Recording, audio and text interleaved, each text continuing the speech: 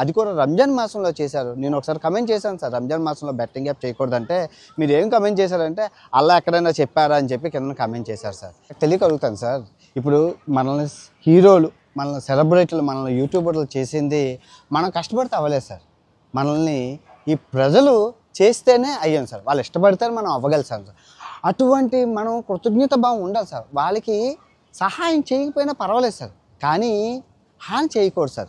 ఇటువంటి బెట్టింగ్ యాప్ల వల్ల, ఇటువంటి మీరు ప్రమోట్ చేసే యాప్ల వల్ల ఎన్నో మంది జీవితం మీకు లాభం వస్తుంది సార్. మీ లక్షల్లో ఆదాయం ఉంటుంది, కానీ వాళ్ళకి ప్రాణాలు పోతాయి సార్. ఎందుకంటే పేదవాడికి ఆ ₹1,00,000 నిన్న సార్ ఎగ్జాంపుల్, నిన్న మేడ్చల్లో ₹1,00,000 అక్క పెళ్లి డబ్బులని దాచుకున్నారు సార్. వాడు బెట్టింగ్ వేసేసి ఆ డబ్బులు పోయాయి.